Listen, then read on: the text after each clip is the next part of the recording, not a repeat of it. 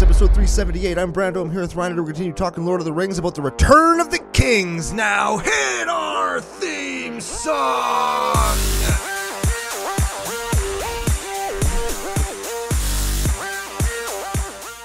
Hey Ryan, we're back for yet another whirlwind adventure.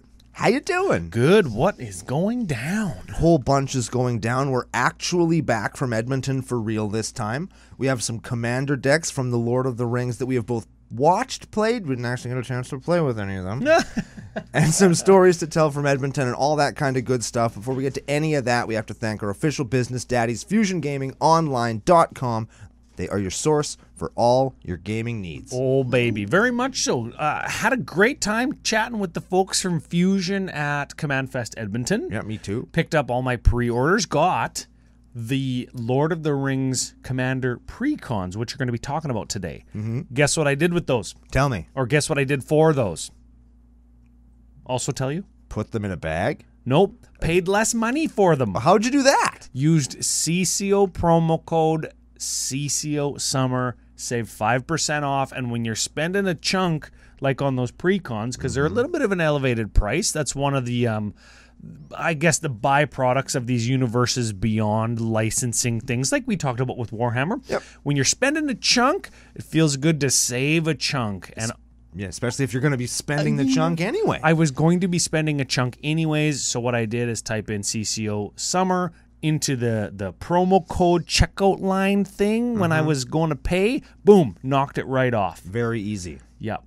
And of course, sealed single products? Single products, yes. Gaming supplies, anything in the store, CCO Summer. I buy my wife? I buy my sister Pokemon cards for her son when it's his birthday. She's like, "Can you get me Pokemon cards?" I'm like, "Can I?" Why doesn't she just get her own Pokemon cards? Well, and use special promo code CCO Summer. Here's the thing. She's like, "Well, I don't know where to shop at. I don't know what to do." And I'm like, "Go to FusionGamingOnline.com and get them there." And she's like, "Can you just do it?" I'm like, "Okay, fine." Jeez. The moral of the story is use the promo code. It helps us out. It gets you a discount. Everybody's happy in that exchange. Can I sucker you into doing stuff like that for me online? I gave you free Magic cards and a CCO hat when I saw you today. It's pretty good, isn't it? I guess so. I I give you cards and hats all the time. Well, cards. And hats. Cards. I gave you a hat once. Oh, yeah? Probably.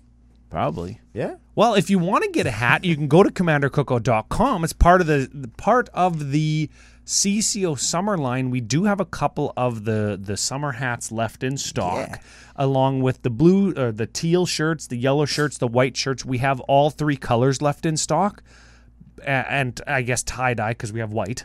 Yes, we can tie-dye the shit out of them. We certainly can. The thing is, though, we sold a lot in Edmonton. Yeah, we did. And that's fantastic, and thank you for coming. We're going to talk about that in a minute. But I only have like one, maybe two in each size of each color.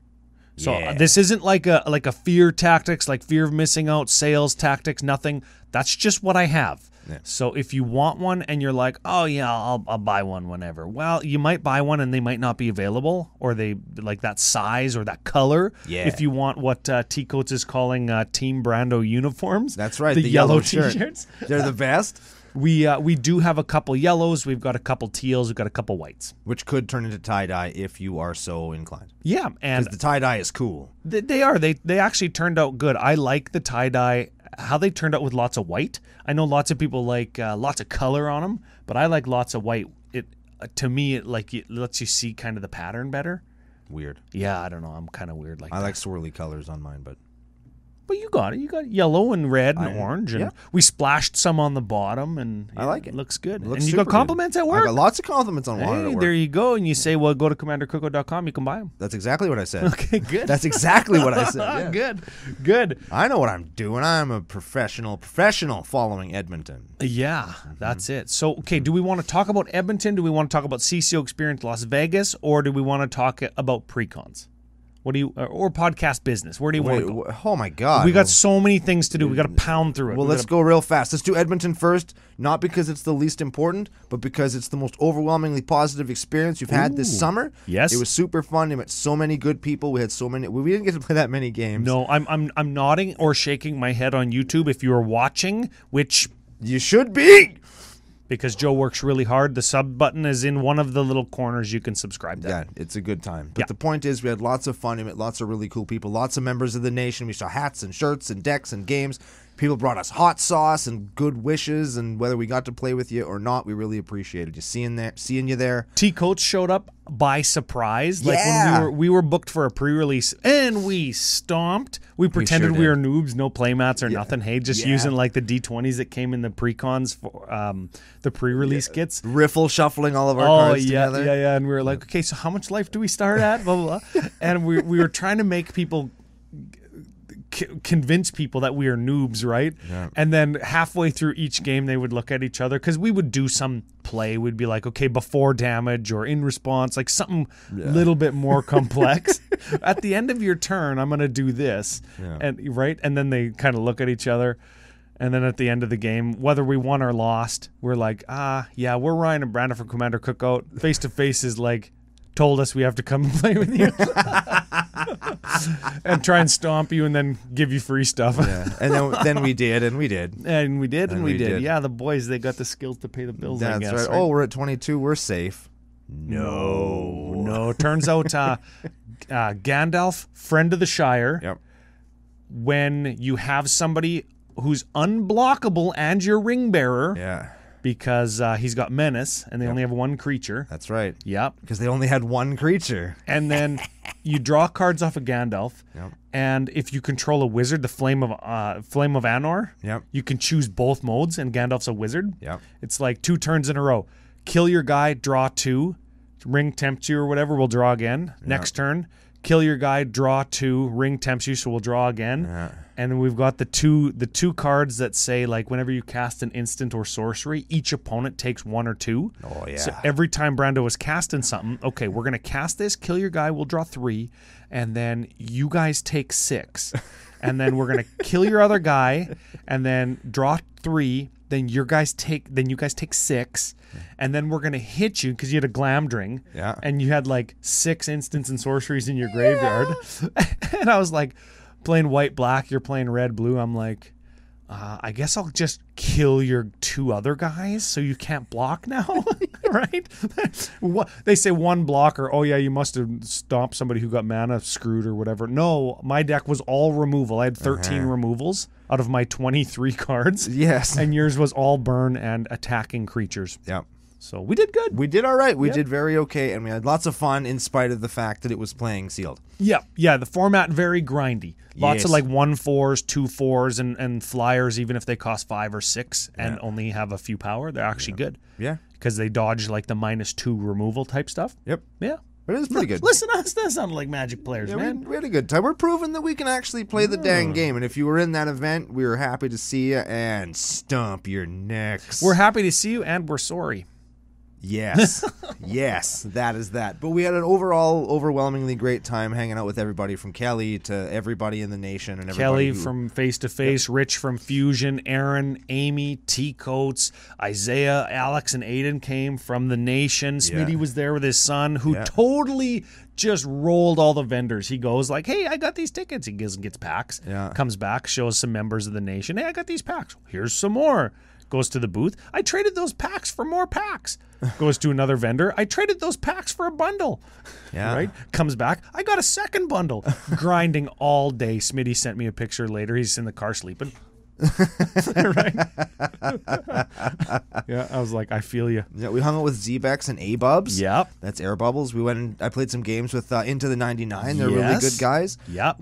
Wizards of the North was there. We hung out with them. Also lots of fun. Matt Caster Mage did trivia, and while I wasn't in it, I was like, I think I was playing a game or doing something beside his trivia game.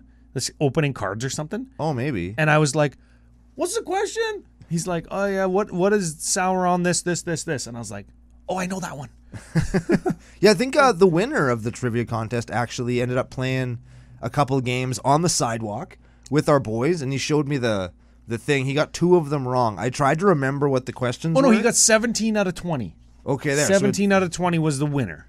That's pretty good. Yeah. Not as good as I did. I would have made up answers that were so good they would have made him right. Made Matt make like a second guess. Oh, maybe I am wrong. Yeah, maybe I am looking at the wrong thing. These are very detailed answers. And I would have been like, so what do I do? Brando, who's got half a dissertation done. Okay, time's up. God damn. God, shit. I was so close. Okay, So that was Edmonton. It was a great time. Thanks for everybody for being there. Thanks everybody who had us, and we'll talk a little bit more about that maybe later because we got some cool things. We got some very. I know it doesn't behoove us to talk about things that we got, but Ryan got a big card. I'll get a big He's been card. talking about getting big cards for a long time. I got a really cool secret lair that I was super excited to open. Came in a huge box, had lots of neat stuff in it. I got big over my big card. Yeah. Yes. So here's the thing: we had such a good time in Edmonton. That's kind of like the new way to do the experience if it's at one of those face-to-face events, because we got the booth and we can host players to play and stuff. But coming up is like the real CCO experience, and I mean the real CCO experience in Las Vegas, Nevada, United States, North America, Yes. Earth. Milky Way. Milky Way. There we go. Yeah, solar system, Milky Way. What's our solar system's name? Doesn't matter. I don't think it has This is one. going to be the best CCO experience in the solar system. This Absolutely. much I know. Yes. Correct. And that's speaking a lot because we had a lot of fun in Vegas last time and in Seattle the time before that and in all those other places that we went. So, a couple things to know. Planning has started. I've received names already of people who are interested in coming and staying in the house. Yes. CCO house. I'm looking for a few more. I've put it out on the Discord. I've messaged patrons through Patreon Messenger, but I'm putting it here and I put it on Twitter because I know not everybody uses those first avenues. Yes. At this time, it's open to our Patreon supporters, and if you're interested in staying at the house, I would appreciate if you get in touch with me through Patreon, through Discord, through @CCO Podcast on Twitter, or commandercookout@gmail.com. Tell me who you are, that you're interested in Friday, Saturday, Sunday, Monday. We check out Monday morning. Yes. And that you are essentially just you at this time. We are limiting as much as we can to non-patrons because this is for our patrons and it fills up with our patrons quickly. And in the past, we've had people that we don't know, and it just wasn't as good as when we host the people that we do know. And if that's you, get after me because they fill up quickly. And it's going to be super fun. You get to meet Nick Rob Straczynski. Yeah, he's coming. And who else? He's going to be and if you can be a driver, we have 3, I think, drivers right now. That's pretty good. 3 is good. 1 of them is not staying at the house. 2 of them are not staying at the house. What? Yeah, well, Nick's not staying at the house because he lives in Las Vegas. He can stay at the house. And Aaron and Amy and T-Coats and Machine Gun Jimmy are all staying at the CCO Detox Center / CCO Old Folks Home is what I call that. I like the CCO Old Folks. CCO Old Folks Home. CCO Old Folks, yeah. Always for old folks. Yeah. But it's going to be fun, so get at Ryan because he's the one that does all the planning. Get at me and I'll tell you to go to Ryan. And also, T-Coat's not old, but is from Oklahoma. So CC Oklahoma home. Mm-hmm. Yeah, Oklahoma. T-Coats is like 15. I don't know what he's going to do. We oh, established that. We de-aged him progressively over last Yeah, weekend. last thing, because I know that there is some small section and or people who want to bring kids. The CCO Experience House is for adults only. Just because we are up late, there are some parties, and there is some, not all, but some alcohol involved. Yeah. So that's the CCO experience. Get at me. We've got a couple patron shoutouts and last week's booster pack game winner. Okay. Where do you want to go?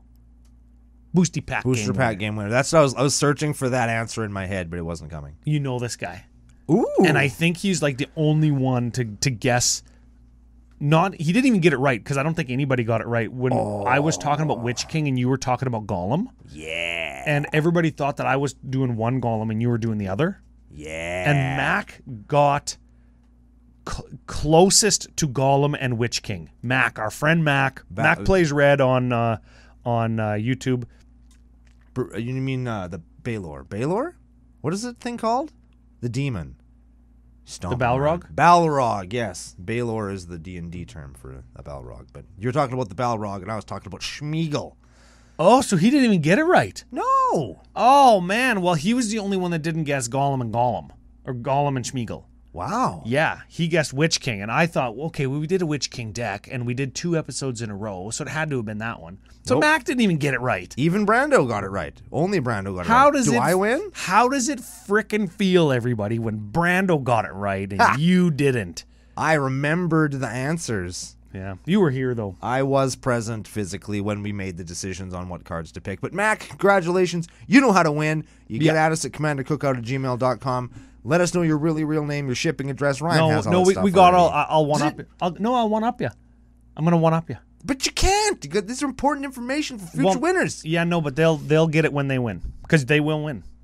Mac became a CCO Experience producer on our Patreon, and he and I are working in conjunction very closely with his wife, who happens to be an artist of some sort and will provide some small gifts to the house members. She made a storybook. Yes, but that's not what we're giving away right now. But she made one, and that's something that should be celebrated because it's awesome. Yes. I'm telling you, it's not a big deal. It's a big deal. I didn't say it wasn't a big deal. It's a huge deal. We have another CCO Experience producer who is going to be providing us with professionally cooked meals. Oh. We've got Jared Confarty. Oh, that Sync guy. He is going to be giving us the lowdown on all the professional meals. See how I rolled the patron thank yous into the CCO Experience I like that. hype train? Yeah. So we have pro meals and we have gifts. Yes. And fun. The main thing is we have fun. Fun and togetherness, community, camaraderie. I've got 2 increases or returning patrons in Sir Eutychus. Lol. Sir Eutychus and David Dirty Delp.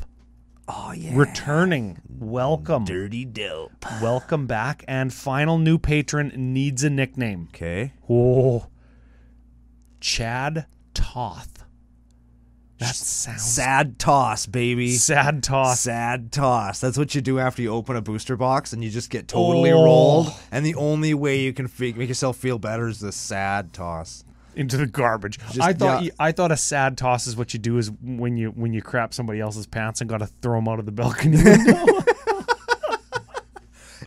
Amy pointed it out while we were in Edmonton. That's really my solution to every major difficulty in my life, isn't it? Sir Eutychus it out the window. Out the window. Out the window. Either literally or figuratively. And it's true. Sad toss. Whether you are a pair of pants that Brando used to wipe his butt with, see episode 5. Yep.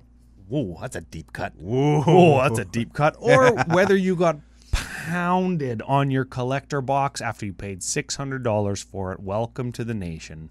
And F you for being here. Well, speaking of pounded, you did a BBO of CCO. Sure did for our buddy Shane. Yeah. His box was fine. It had a couple of good things in it. It had like one card that I wanted. Just watch it. It's good. It's yeah. I'll put a fine. link up here in the top corner, and it's a Lord of the Rings collector box. You did okay. You did all right. There were some people that were watching it that love. Of course, they love the brand opener. It's like this big knife, and every time you were gonna flip the one ring, that actually got funny through repetition. This is it, and then there's a giant letdown. It's just it's not. It's not even anything good. Oh, I got so close. Oh yeah, fantastic. So many times, but.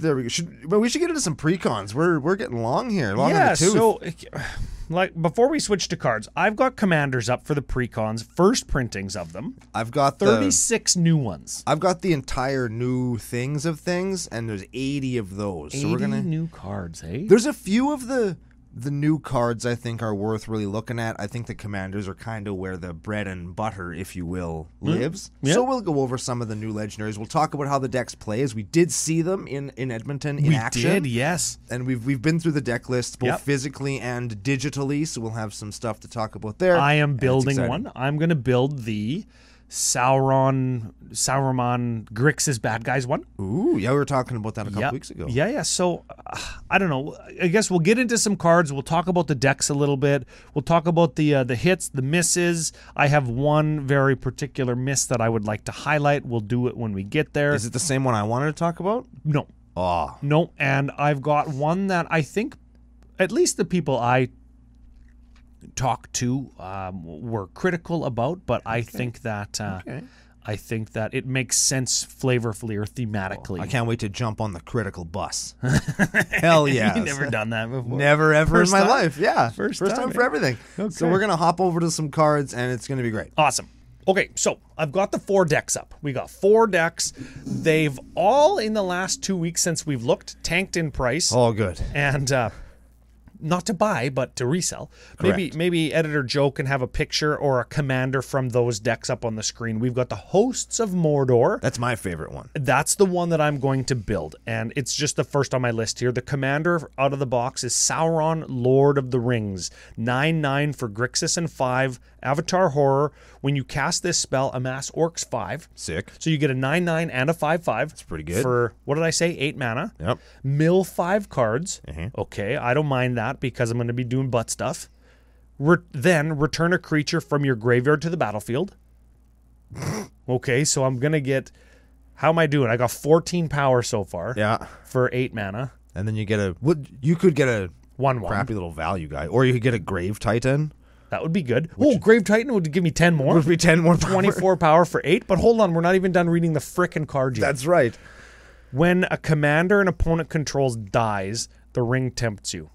Oh. So you're just going to try and kill everybody's everything, hey? Yes. That's a powerful Magic card. That's got like Dragon levels of power, I think. I agree. And I think the 9/9 makes me think especially of Dragon. When you look at the decks overall, I would say that this is the most powerful one, just mostly because the commander is such a huge swing if it resolves. Yeah. It's such a huge swing. It gives you an immediate board presence and rebuilds a devastated board presence if that's happened to you already. He's just very, very good.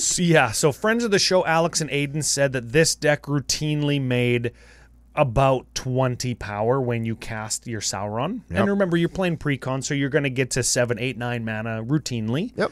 And you make a 20 power worth of guys spread across 3 creatures. That's blockers if you're behind. It's offense if somebody's nuts are to the wind.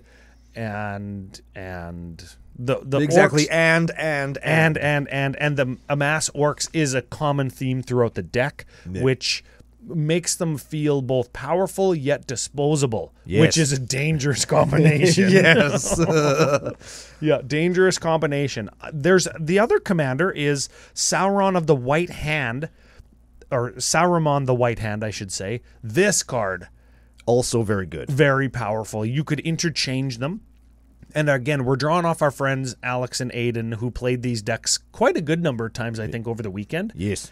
Alex played 10 games one day. So many. So Saruman is Grixis and 1, Avatar Wizard 2/5. So he's already tough. Yes. 5 toughness for 4 mana, already good. Already a good card. Yeah. Whenever you cast a non-creature spell, amass Orcs X, where X is the mana value of that spell. Also, goblins and orcs you control have Ward 2. Jeez. So what you do, if you go the go tall orc route with this, Right. but also people are ripping this guy out and building a storm deck with him because you have the 3 storm colors with tutors, with rituals, with cantrips. Yep. And every time you make an orc, because you tutored for an altar that you can sack for mana. Yep. Alongside your Burgi and alongside your High Tides and your Dual Lands. Like this could be quite a powerful storm deck. Yes. And you just amass orc, sack it, amass orc, sack it. Or you chain and chain and chain and chain and chain and chain until you've got like your whole deck ripped through and your amassed orc is like a 40 or 50 power guy because you chained 50 spells together. Yep. And then you cast a Chandra's Ignition and you 50 the whole table. Boom. Wow. What a deck. That kind of feels like Zada a little bit, hey? Yeah. And probably more consistent, though, because you have blue and black. Ooh, that seems good. Yeah. You mean I don't have to play Pyroblast and Red Elemental Blast to counter spells anymore? No, sir. I can play Fierce Guardianship, Force of Will, and Force of Negation? Yeah. I could play D-Toots instead of Gamble? Sure could. I could play... Oh, man, I'm trying to think of... Wow. And I can still play Burgi? Yes. And what's the guy, whenever you cast or copy a spell, you make a treasure? That dwarf guy? Dwarf guy. Dwarf guy. Dwarf guy. Man. Play him. That seems legit. It's pretty good. If I was going to cut a card, it would be this one, and then I would make up my own deck for this guy. There you go. And then I would put an orc card, like an Orcish Bowmasters or something, in my Sauron deck. Yeah. Okay, so that's the first deck. You've got it. That's the first one. Yeah, that's how do we do? Good? Good. Okay, we're Solid. We're going quick. We're very good at this. Next up, Riders of Rohan. This deck is the Jeskai one. Yes. Also, in my personal opinion, the least interesting. Oh yeah. Mm-hmm. I thought you were going to say the elf one. No, the elf one is like my least favorite. Oh. But this is the one that I'm the least interested in. It just anytime I saw it being played, it didn't look linear. None of these decks are linear per se. They're all very well built. I want to make that very clear. If you're going to buy precons, these are good ones. Well, a linear deck can still be a well-built deck, but I don't want to get into semantics. That's not the point. They just feel really kind of like, Nothing I ever saw made me excited. Other decks gave me plays that I was like, oh, I'm interested in what's going on. I'm very excited about what's happening. Whereas this one was just also there. Oh, and it might just be because it's next to the other three, but that's my impression of this one. Okay, so we got Éowyn Shield Maiden. Ooh, she's not going to like being called that. 5/4 Human Knight, first strike for Jeskai and 2. So 5 power, first strike for 5. Pretty good. I'm okay with this. Yeah, it's not bad. I'm okay with this. At the beginning of combat on your turn, if another Humi enters the battlefield under your control this turn, create 2 2/2 red Human Knight creature tokens, trample and haste. Then if you control 6 or more humans, draw a card. It's pretty good. You're doing the red-white human attacking thing. Yes. But also if you have a lot of them, you draw cards. Yes. Which is what you're going to want to do anyways. It self-fulfills. Yes. It's one of the... What were we talking about when we did the set review of this? So, like, it's one of those cards that just enables itself. It tells you what to do, and then if you do it, it rewards you. Oh, yeah. And even if this is just the only one you have, if you give it enough time, it will just do its thing all by itself. You know what's funny about you, Uncle Brando? Tell me. Well, you know what one of the things is that's funny about you? Is you both like and dislike cards that are self-fulfilling. I do. It's like, I know. How is this? Okay, we're attacking, and it has red in it. Yep. How is this any different than Omnath, Locus of Rage? Well, that also is a self-fulfilling landfall elemental deck with red in it. That's right. Oh, right? Well, Omnath doesn't need to attack because he's not a wussy. Oh. Okay, he doesn't win with combat. He wins by just being awesome. This one, you have to move to the attack step like a noob. Oh, noob. Noob stand up, Nish. Noob stand up. Noob step. That's what we should call it. Noob step. Okay. And if anybody's feelings are hurt by my saying that, I win by combat in 99% of my decks. So, noob. I'm right there with you. No, being a noob is good because how do we pass the torch, right? Exactly. My son is going to be a noob sooner than I would like. Okay, the other one is Aragorn, King of Gondor. Jeskai and 1 for a 4/4 Vig lifelink human noble. Again, the stats are off the chain. When he enters the battlefield, you become the monarch because he's the king. That means if you're the monarch at the end of the turn, you draw a card, right? Correct. And you can gain the monarch by hitting whoever the monarch is. With combat damage. Yes. Also, whenever Aragorn attacks, up to 1 target creature can't block this turn. If you're the monarch, creatures can't block this turn. Ooh. So he ETBs, and if he's attacking, if you get him haste or something, which maybe you're going to want to in the deck. It's not like you're playing red. Creatures can't block this turn. It's pretty good. He's like an Alpha Strike guy. Mm-hmm. That's pretty good. It's another attacky card. Again, nothing wrong with attacky, but it feels kind of samey, and that was my big issue. Yes, it has blue in it, but at the core, it's another Boros attacky deck, which is fine, but just... You know what's funny? It gets tiresome after a spell. I'm looking at blue. Now, Éowyn and Aragorn have blue in them. Correct. There's a Supreme Verdict in the deck. Also has blue in it. That has 1 blue pip. The only other blue cards, Denethor, Faramir, Boromir. 3 Lord of the Rings cards. The rest of the deck is Boros. There you go. And I don't know what I mean to accomplish when I say that, but please be advised, this is a Boros deck that uses its commanders to draw cards. Maybe that's what I'm trying to get at. Yes. So if you like to play Boros, maybe this is your deck. Maybe it is. I think that's a fine analysis, isn't it? Absolutely it is. And it does give you... It does cover the Boros weakness by adding blue. Fealty to the Realm is a blue card. It's a Lord of the Rings specific one. It's a new one. Sure. Fealty to the Realm. It's an enchant creature, something about Monarch, and it does some Monarch. Some creatures can't attack you. You know what I like about Monarch is if you think about it, like what's happening on the board, the monster walks up to you, you who has a crown on because you're the Monarch, punches you in the face, takes the crown, walks back to the other person, plunks the crown on their head. I love that. Oh, frick, I made another mistake. What's that? There's an advisor in this deck. Also blue. How could I be so foolish as to forget? It's a Monarch card. We're going to just move on. We're going to move on to the third deck. 88 cents. Okay, Food and Fellowship. This is the Hobbit. This is wait, is it the Hobbit deck or is it the... This is the Hobbit deck. Hobbit deck, yes. We got 2 commandees here. We've got Frodo, Adventurous Hobbit, the black-white one. Partners with Sam, Loyal Attendant. And Sam was one of the first cards that we saw previewed out of this whole thing. Yep. Okay, so partners, 1/3 Vigilance for Orzhov. Whenever Frodo Hobbit attacks, if you gain 3 or more life this turn, the ring tempts you. Then if Frodo is your ring bearer and the ring has tempted you 2 or more times this game, draw a card. Ooh. So food gains us 3 life. That's not a coincidence that 3 life is on his thing there. So if he's eaten and the ring tempts us enough, and he's our ring bearer, we get to draw a card. Yes. That's fine. That's okay. Aside from the fact that it's Frodo being a badass again. We talked about that. Yeah. And he's got 1 power, so when he is your ring bearer, he's not going to be able to get blocked. Right. Which, it's 21 turn clock. No, it's more because once the ring has tempted you 4 times, then he's... Oh, yeah, but that's not commander damage, though. Oh, yeah, that's true. Man, you know what you do? You know what you do is you attack with your 1/1 ring bearer, no blocks before combat. You just juice him, hey?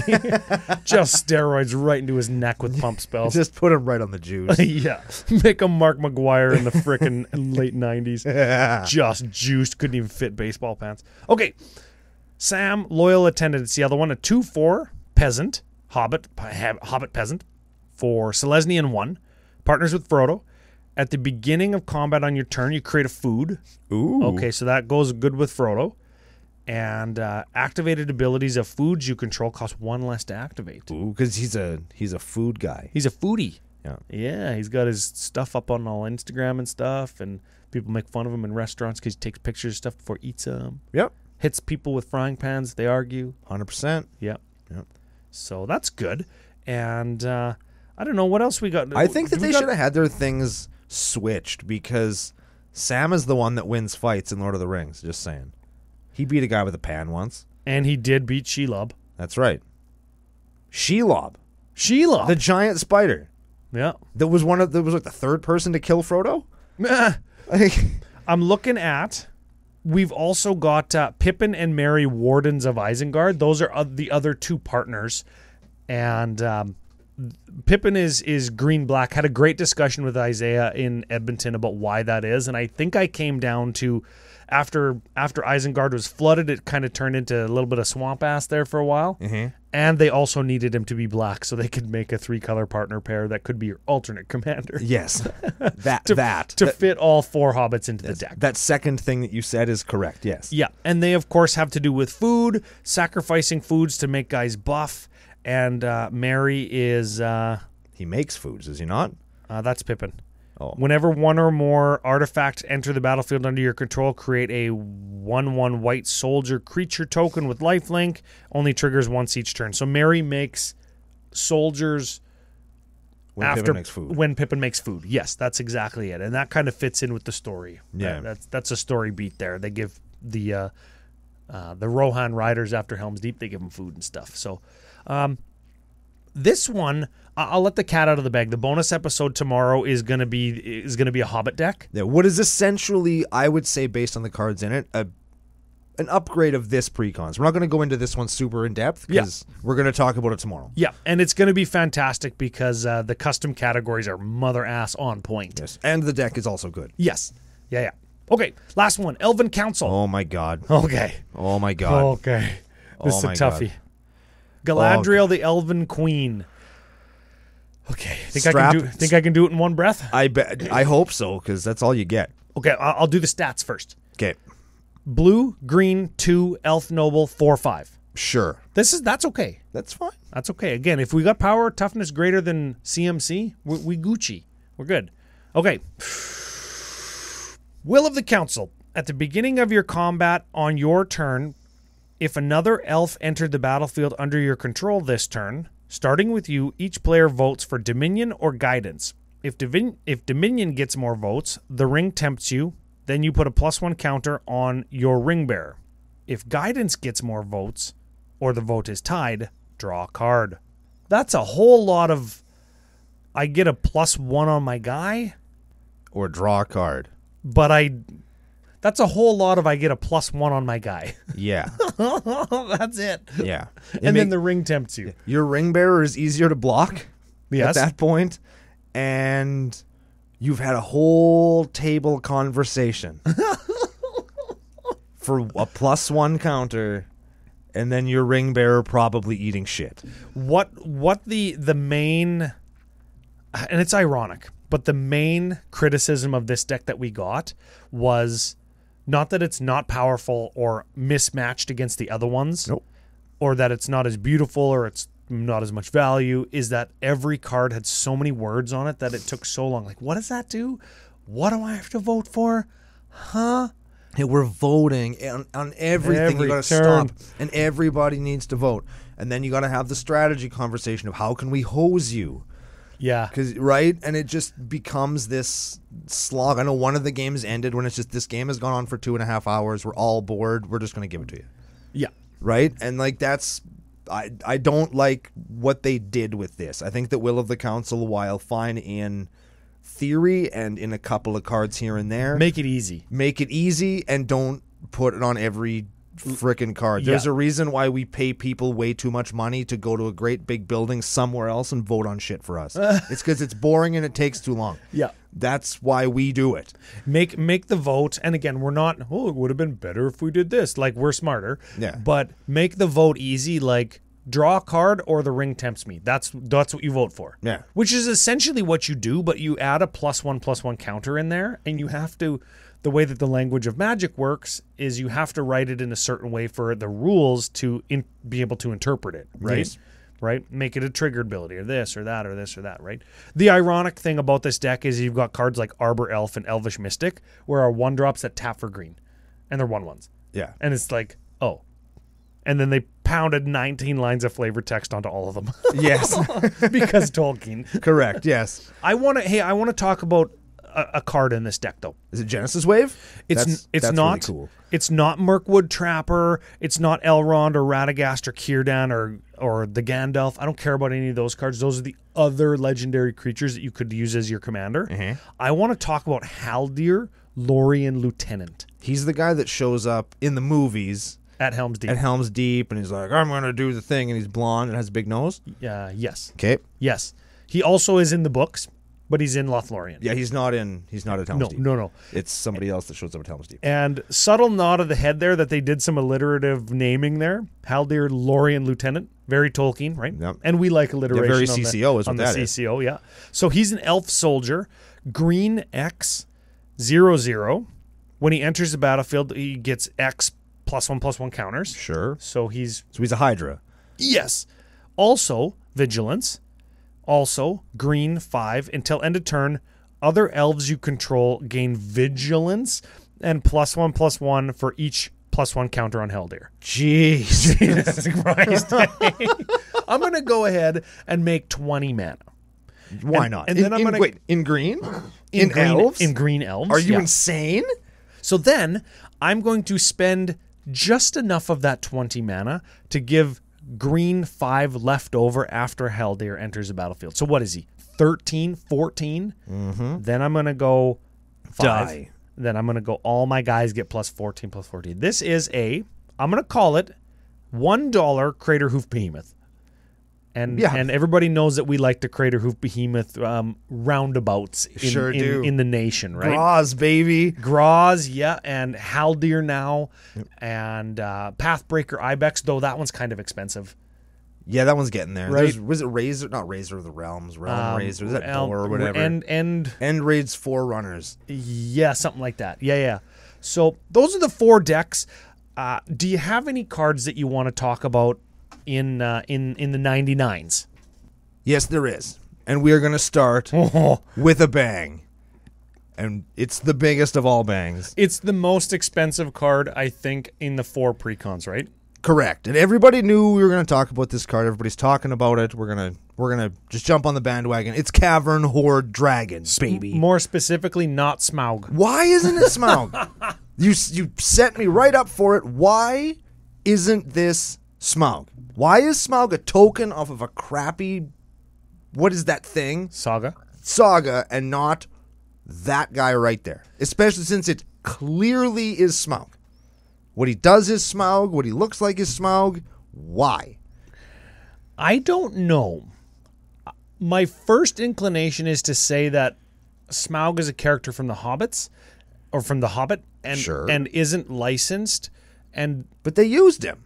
They did use him, and if they didn't have the appendices licensed, then they couldn't use Smaug. But they did, because they did. That's right. And we can confirm that by seeing other characters, specifically named characters that were only in the appendices, like Gilrain. That's Aragorn's mom. Yes.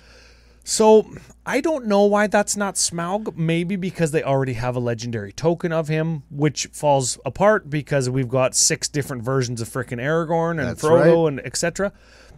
Maybe because they just had that and that doesn't feel Smaug-y. Maybe because it's okay to just have generic dragons and that is supposed to exist outside of the Lord of the Rings. Sure. That's very true. All of those are fine reasons. All of them are fine reasons, but I will accept none of them, and this should have been Smaug. Agreed. I'm going to say that right now. Let's see what he does. Yeah. He's a 6/6 for 9. This spell costs X less to cast, where X is the greatest number of artifacts an opponent controls. So he's a greedy dragon. Because he wants to get out there and get your opponent's stuff. Okay, well, math checks out here for Smaug. How does he does it? Flying, Trample, and Haste, because he's brutal and he's an awesome dragon. Whenever Cavern Horde Dragon deals combat damage to a player, you create a treasure token for each artifact that player controls. So it's Smaug as hell, baby. He costs less for each artifact an opponent controls. Yes. So he costs 2. So if they have 7 artifacts... Well, they might not, though. But let's just say they do. Let's just pretend they do. Let's say somebody's playing a treasure deck. Sure. 7 artifacts. So now you've got a 6/6 for 2. Flying, Trample, Haste. Flample over them. Since they have 7 artifacts to make your Smaug cost less, now you've made 7 treasures. Yeah, that's lots. This card is amazing. That's best case scenario. Yes. On how many scenarios, how many different cases are you going to have opponents on your turn 2, which would maybe imply that you go last to give all of your opponents the advantage of 2 turns of playing things? Even if your opponent goes land, Soul Ring Signet, land, Soul Ring Signet, land, Soul Ring Signet on their turn 1, right? Or at least Soul Ring Signet, Soul Ring Signet, Soul Ring Signet on turn 1, turn 2, turn 1, turn 2, turn 1, turn 2. You're still paying 3 for this guy, so you're not hitting best case scenario. Well, I think it's each an opponent. So it has to be one opponent that has all the artifacts. An opponent controls. Yes. Okay. So that's even worse. Well, in how many situations is this going to be a bad draw on, let's just say, turn 5? Not very many. Right? And you're going to get... What do we want to pay for a 6/6 Flying, Trample, Haste? 4? It's probably going to be 4 would be exceptional, I think. 6 would be just fine. I'll bet you this card costs you 6 most of the time. At any point you draw this card late into a game, you're going to have somebody with 3 artifacts in virtually every game you play. Yeah, you're going to have 4 or 5 right. most of the time. This is going to be a 6/6 Flying, Trample, Haste for 4 or 5 that makes you 4 or 5 mana when it hits them, which it will, because it's a 6/6 with Flying, Haste, and Trample. This card is really good. That player controls. So you get the amount of treasure equal to the player that you hit. Yep. How often do you get the discount on one player and hit somebody else? Rarely. Rarely? It's like, you idiot, thanks for the discount. Take 6. I think you get a discount from somebody, and then you hit somebody who's like close to being dead, or somebody that you need them to block to kill a creature. right? And you still, because you already have a discount from another player, you hit somebody else and you're still making bank because the player that you're actually hitting still might have treasures. Probably has artifacts or something. The card is not quite as good as people say it is, but I think your analysis is fairly accurate. I think it's really good, and you should not shake sticks at Cavern Horde Dragon. When I eventually get one, it's going directly into my Treasures and Dragons deck because it does both of the things. And I think that it goes into the Treasure and Dragon deck or the red maybe X decks. I don't think you'll see it very often in the 5-color decks because those dragons either cost less natively or have more interesting or powerful effects. Yes. So at the end of the day, this one like ramps you when you attack with it. If you attack with it twice, you've probably made all your mana back, and then it's all gravy. You know what I do expect to have happen to me or somebody that I see, somebody that I personally know is going to get sixed off of this at instant speed with no blockers for 2 mana. That makes it feel very fantastic, super good, and very $15 rare card from a precon. Yes, and I do love it. And this should have been Smog in the same way that Kogla from Ikoria should have been King Kong, and swing and a miss on both cases, Wizards. Oh yeah, swing and a miss on both cases. Oh yeah. Let's continue on. Are there any cards that you were specifically wanting to talk about? Dude, I got to talk about Bilbo. Bilbo? Come on, it's literally my dad. I don't know how I'm gonna. Oh man, I don't know how I'm gonna. It is your dad. I don't know how I'm gonna read Lord of the Rings, man, when my dad's gone. Oh shit. Okay, I've abstained from talking about Bilbo for months. Okay. Well, not months, but for a very good dang old long time. Like a week since we were in Edmonton. Yeah, and I haven't done any in-depth analysis on this card yet. Okay, all right, let's do it. We'll do it together like a team. He could be the third commander of your Hobbit deck. Yes, he could. He could do that. So he's green, black, white, 2/3, halfling rogue. He never gave up his rogue status, even though he's in retirement. If you would gain life, you gain that much life plus 1 instead. Neat. So he's cleric class. Yep. Or that angel that does it. Sure. And that's pretty freaking good. It's a replacement effect, just like with every Eternal Witness. No. Yep. With every Soul Warden, Essence Warden. Yeah. With every one of those, it just doubles their life gain. Neat. Frick, why couldn't this guy be in Jeskai so I could play him in Archimandrite? Anyways, you go, what's this color combination called? Abzan, I believe. Abzan and 2.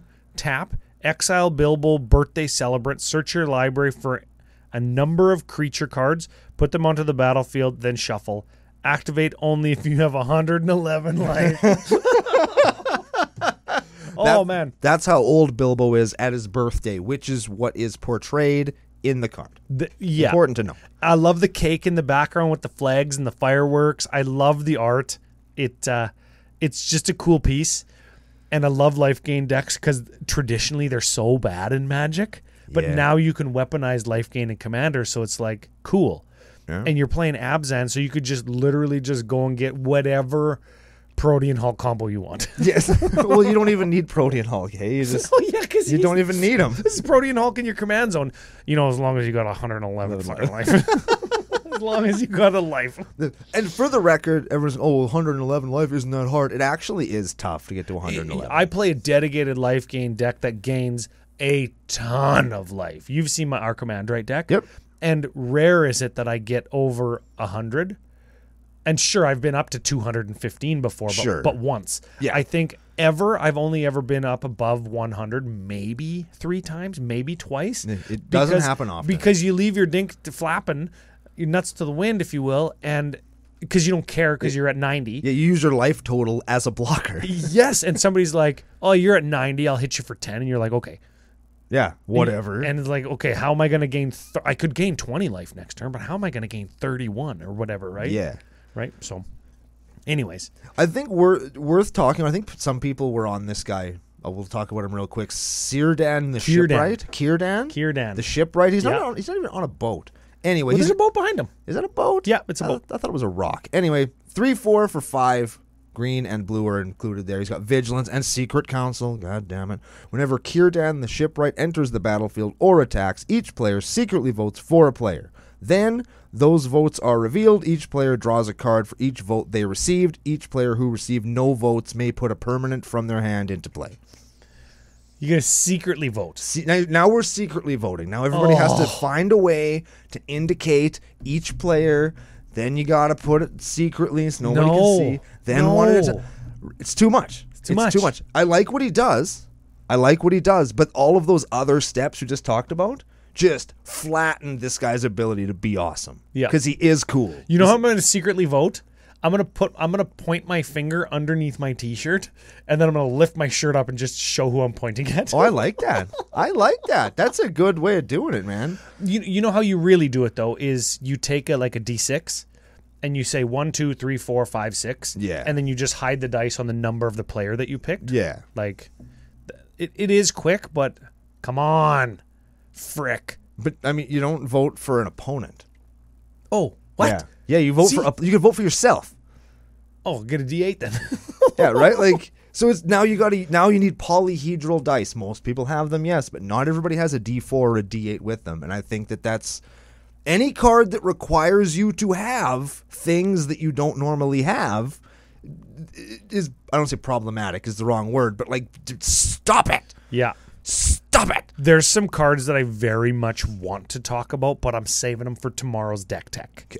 There's a card that can't go in tomorrow's deck tech. Oh, yeah? There's a card that I fucking love in this. Oh, did you get one in foil? Does it come in foil? Doesn't come in foil. I did open one in Shane's box, and he said he'll trade it to me. Ooh, Shane's box, eh? Don't Google that. Well, Google that because maybe you'll find Brando's box opening. There we go. So we are on the road for Brando to have a Gimli of the Glittering Caves in his Norn the Wary deck. Okay, 1/1 double strike dwarf warrior for red 2. Oh, already worth. Well, I don't know if it is. Wait for it. Whenever another legendary creature enters the B under your control, I don't know, like Norn the Wary. Oh my God! Happens every turn. Put a +1/+1 counter on Gimli of the Glittering Caves. Oh shit! When Gimli of the Glittering Caves deals combat damage to a player, create a treasure. So he pays for himself because he hits you twice. Oh, yeah, he does. So and he hits you for like 10. Norn on turn 1, whatever on turn 2. Yeah. Gimli on 3. Yeah. Turn 4, Gimli is a 4/4. 5/5. 5/5 because Norn will come back on your turn. Yeah. Gimli will get a counter. Yeah. Could become a 2/2, and then opponent 2, 3, 4, player 2, 3, 4 all do it. Yeah. So he comes back and he's a 5/5, so he'll hit you for 10. 5/5 double strike, baby. And then he's going to be a 9/9. And then you create 2 treasures. Yeah. Oh my God. And the picture is even him going, ha, ha, ha, ha, like that. You can just picture John Rhys-Davies making that sound. Eh? Yes. It feels a little bit like Torian Mauler. Yeah, the way more. Bull. But way more better. +1/+1 whenever an opponent casts a spell. Correct. This kind of does the same thing, except it only works once per spell when Norn flips. Yes. Right? But it's got double strike. Correct. So it makes up for only being once. And it makes treasures. And it's a dwarf, and it's Gimli. Does dwarf matter? It might. Well, dwarf does, that creature type does matter. Like changeling matters for Torian Mauler. Correct. But in your Norn deck, does dwarf matter? Nope. Not even a little bit. It just matters to me as a person, which I think is even better than it mattering for the deck. Ooh, yeah. Good point. That's a good point. People forget that, hey? Yeah, it matters to me personally. I get to play a Gimli card in my Norn the Wary deck. Gimli's one of my favorite characters in Lord of the Rings.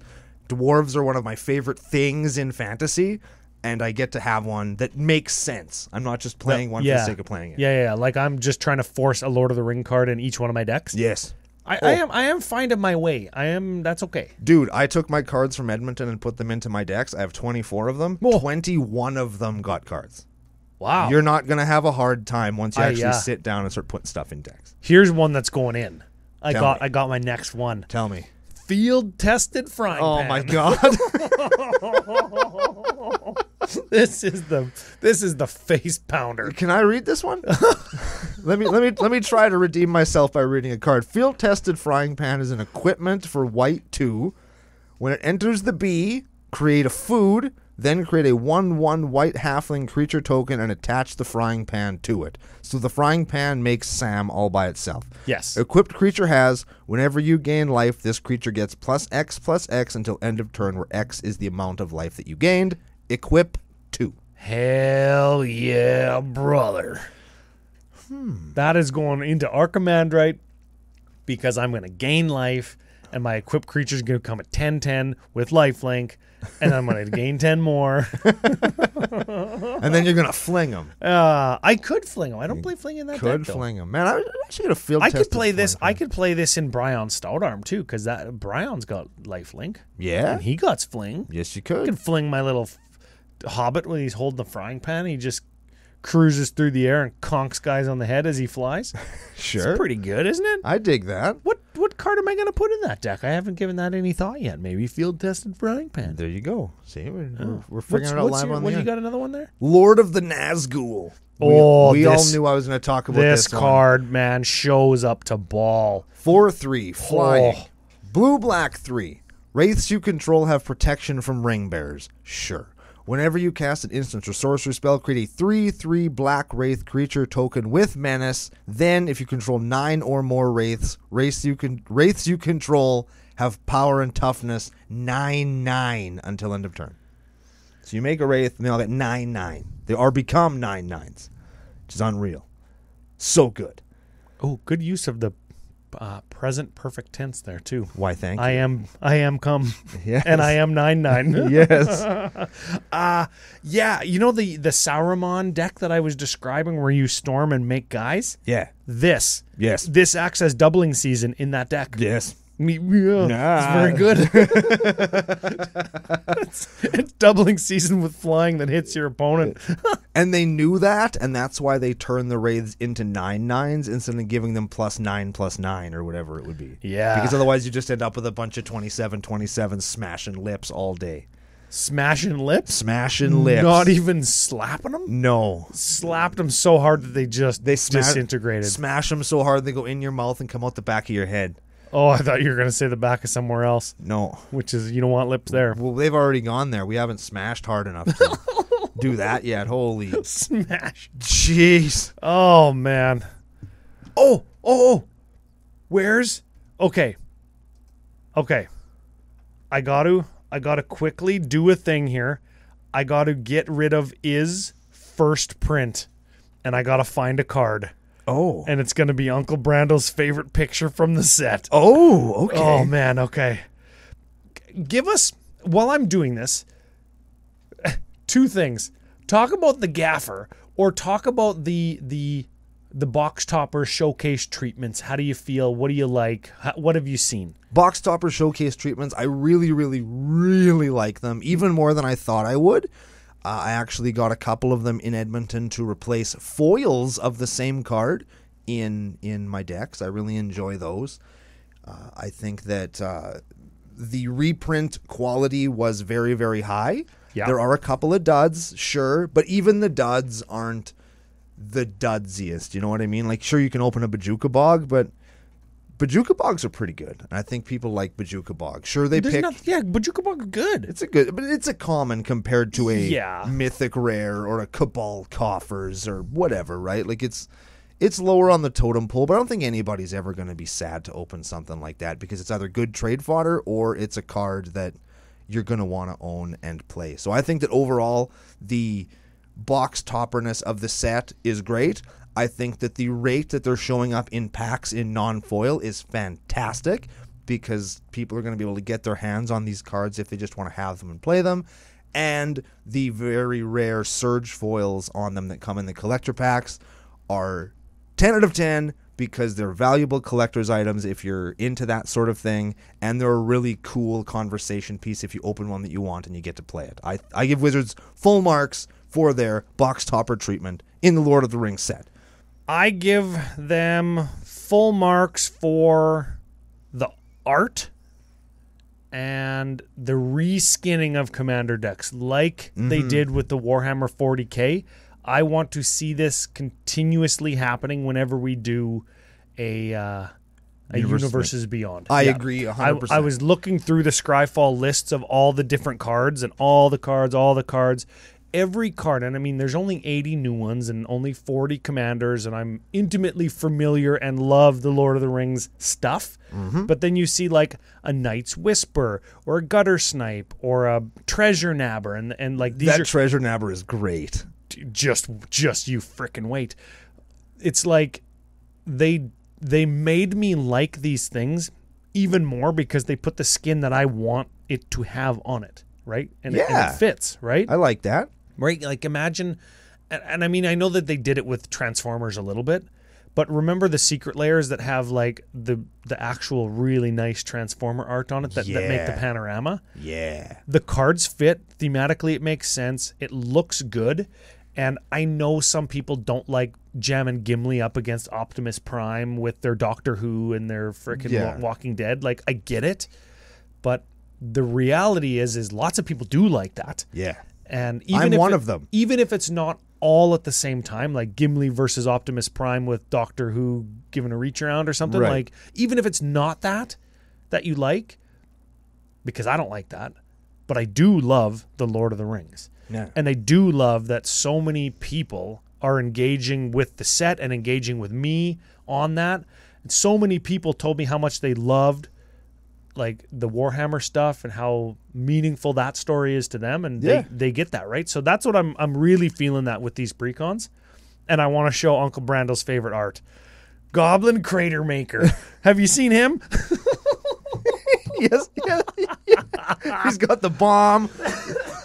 You could paint old 60s Adam West Batman on that guy every day of the week. Oh. And it would be funny every single time. I do love that art. That one and the Gilded Goose are my favorite. Oh, where the goose is running away? The goose is running away with a carrot and everybody's chasing him. You damn goose! I love both of those arts so much. Yeah. They're both actually right up there with Fry. For the ones that, the ones that just the feet are left. And they're just smoking. Because they're art that makes me smile when I see the card. Yeah. And that's even a card that I play.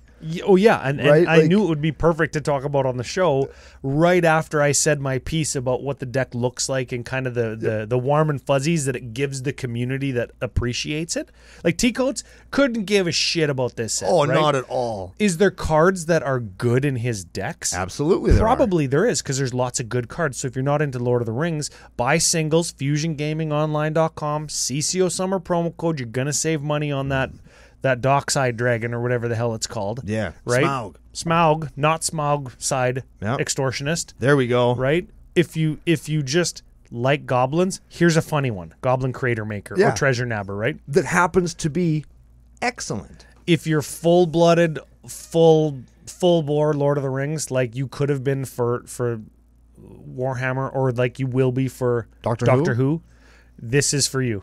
Yeah. And anybody in between any of those three places, go hard. And we're happy to have you. Yeah. That was one thing that I noticed in Edmonton, too. We'll wrap up with maybe this here, is that so many people were coming in. It's like, yeah, I just learned how to play Magic because I like Lord of the Rings and I wanted to get on this. And my boyfriend, my girlfriend, my buddy, my cousin, whoever introduced me. So many people in Edmonton came up to me and told me that. Yeah. Or I heard it at tables and stuff. And that it did exactly what Ryan and I months ago said that this set would do, and that's bring more players to the game that we love. And having more players will always be good because it's more people for us to meet and have a good time and drink a beer with. And that's, at the end of the day, it's fun. This is a game. Games are supposed to be fun, and more people having fun is always good. I've had, I won't say double-digit experience of this, but I'm sure that I will before this is all over. And this is the quote. I didn't care about Lord of the Rings before this. Now I do. Sure. Or I didn't care about Lord of the Rings until I heard you guys talk about it.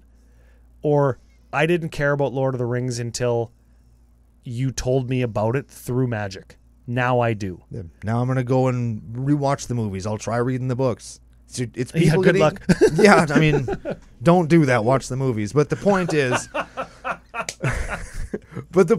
it's people cross-pollinating interests, and if people get a new interest in a new thing that they maybe get passed on in the past, cool. Yeah. Like, let's everybody should like new things and try new things. And that's coming from me. Whoa.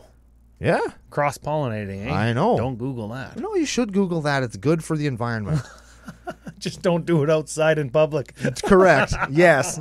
Also that. So, I think that's it for the precons. The Kings have returned indeed for the last of the reviews of the sealed product.